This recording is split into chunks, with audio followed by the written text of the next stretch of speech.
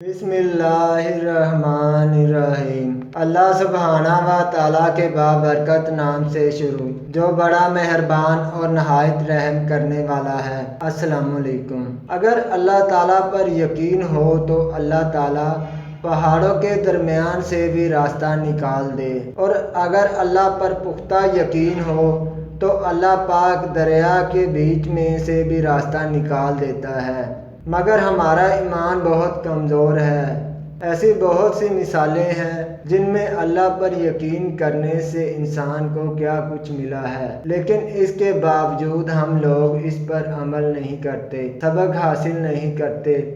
आज का वाक़या ऐसा दिलचस्प है जिसमें एक गरीब खातून अल्लाह पर यकीन रखती है और अल्लाह पाक इसको कितना नवाजता है। इस वीडियो में हम आपको बताएंगे ये तारीख का एक सच्चा वाक़या है जो जादुई चक्की का है। इस चक्की को रोका ना जाता तो क़यामत तक चलती रहती। आइए खूबसूरत सा ईमान को ताज़ा करने वाला वाक़या पेश करते हैं। हुज़ूर सल्लल्लाहु अलैहि वसल्लम की बारगाह में दरूद व सलाम का नजराना पेश करें। ये वाक़या मुसन्नद अहमद बिन हम्बल की रवायत है। बाकरामत जादुई चक्की के नाम से हदीस में बरहक और मौजू है। दुआ की बरकत है। इस रवायत को हज़रत अबू हुरैरा रज़ी अल्लाह अन्हा ने बयान किया है। फरमाते हैं कि आका करीम सल्लल्लाहु अलैहि वसल्लम के दरमियान हम बैठे थे और आका करीम सल्लल्लाहु अलैहि वसल्लम हमें ये वाक़या सुना रहे थे। किसी ज़माने में मियाँ बीवी रहते थे जो कि फ़िक्र फाका से अपनी ज़िंदगी गुजार रहे थे। गरीब भी थे, इनके पास खाने को कुछ नहीं था। हमारे प्यारे नबी हज़रत मोहम्मद सल्लल्लाहु अलैहि वसल्लम इस वाक़ये को मज़ीद बयान करते हुए फरमाते हैं, एक दफ़ा का ज़िक्र है कि वो गरीब शख्स किसी सफ़र पर गया तो भूखा रहा, सफ़र से वापस आया भी तो भूखा रहा और सख्त भूखा था। भूख के मारे वहाँ बेताब हो रहा है। आते ही अपनी बीवी से पूछा, ए नेक बीवी, खाने को कुछ है? वो तो मैं जानता हूँ कि मैंने तो तुम्हें खाने को कुछ नहीं दिया था पकाने के लिए। मेरी गैर मौजूदगी में खाने की कोई चीज़ तुमने बनाई है या कोई इंतज़ाम किया है? जितने प्यार से उसने अपनी बीवी से पूछा, उतने प्यार से ही उसकी बीवी ने कहा बग़ैर किसी शिकायती अंदाज से, मेरे प्यारे शोहर, मेरे सरताज, आपको मुझे कुछ देकर ही नहीं गए थे तो कोई बात नहीं, लेकिन आप खुश हो जाएं। जबकि इस वक्त उसके घर में कुछ नहीं था, लेकिन वो जानती थी उसका शोहर सफ़र से भूखा प्यासा वापस घर आया है, थका हुआ है। अभी लड़ेगी झगड़ेगी तो गुस्सा आ जाएगा। बजाय ताना देने के उसने कहा, आप बैठें, आराम करें, मुंह हाथ धो लें, मैं आपके लिए खाने का इंतज़ाम करती हूँ। शोहर खुश हो गया कि ज़रूर कोई इंतज़ाम हुआ होगा, तभी तो कह रही है।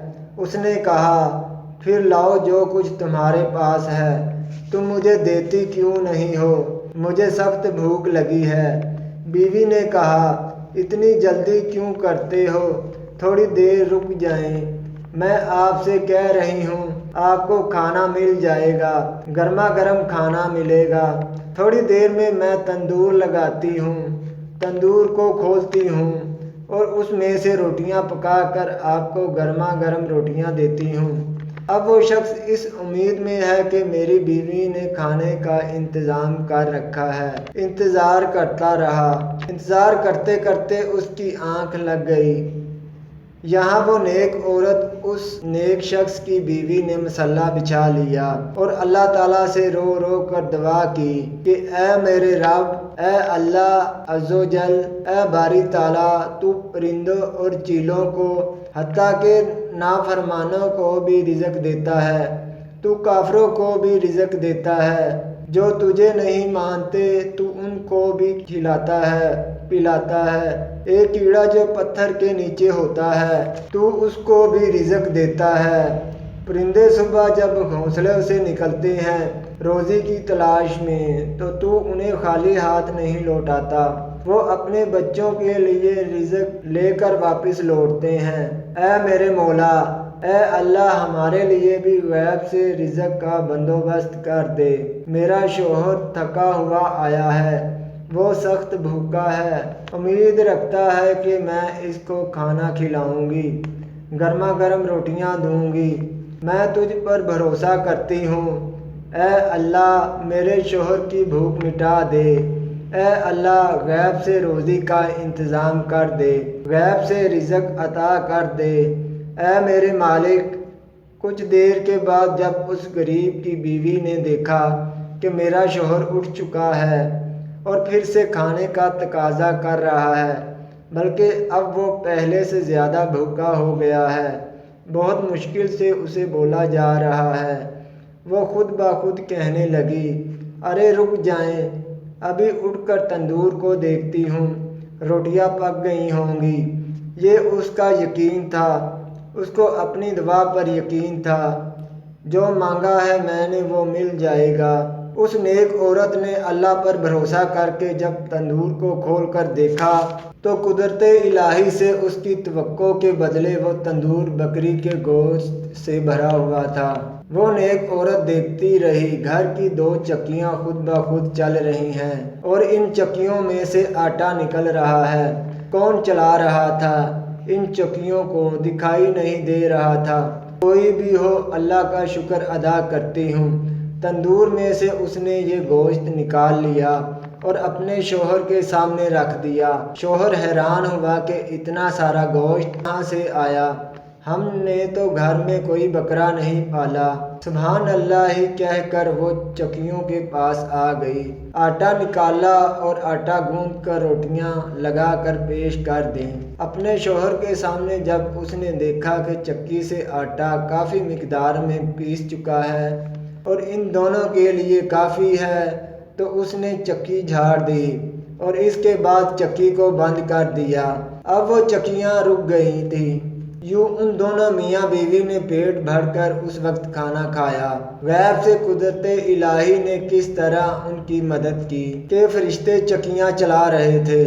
ہمارے پیارے نبی حضرت محمد صلی اللہ علیہ وسلم اس کو بیان کرتے ہوئے کہتے ہیں کہ سرکار مدینہ صلی اللہ علیہ وسلم کے خوبصورت الفاظ اور جملے، یعنی حضرت ابو ہریرہ رضی اللہ عنہ کی قسم کھا کر کہتے ہیں، میرے محبوب حضرت محمد صلی اللہ علیہ وسلم نے فرمایا، اگر وہ اس وقت آٹا لے لیتی اور چکی کو نہ جھاڑتی تو چکی قیامت تک چلتی رہتی اور یہ سوچ کر نہیں رکتی کہ ہمارے لیے اللہ تعالیٰ نے یہ آٹا کافی کر دیا ہے، ابھی ہمیں کھانا چاہیے، بعد میں اس چکی سے ہم اور آٹا پیس لیں گے۔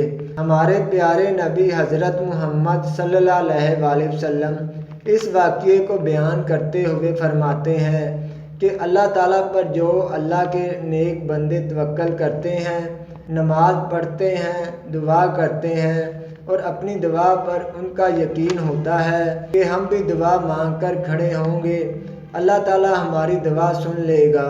آقائے دو جہاں صلی اللہ علیہ وسلم اس واقعے کو مزید بیان کرتے ہوئے فرماتے ہیں کہ اس عورت کا اتنا یقین کہ وہ مومنہ کسی حال میں مایوس نہیں ہوئی، اللہ تعالیٰ کی ذات پر اتنا کامل یقین ہے کہ اس نے دعا کی اور دعا کر کے اس نے تندور کو کھولا، جبکہ وہ نہیں جانتی تھی کہ اس تندور میں گوشت یا روٹیاں ہیں یا نہیں، جبکہ چکیوں کا خود بخود چلنا قدرت الہی کی مکمل نشانی ہے کہ اللہ تعالیٰ نے اپنے مومن بندوں کو مایوس نہیں کیا جو اپنی دعاؤں پر، اپنے عمل پر یقین رکھتے ہیں۔ آپ صلی اللہ علیہ وسلم نے اپنے صحابی کو سمجھاتے ہوئے ان کو یہ درس دیتے ہوئے فرمایا کہ مومن کو کبھی بھی اللہ کی ذات سے مایوس نہیں ہونا چاہیے۔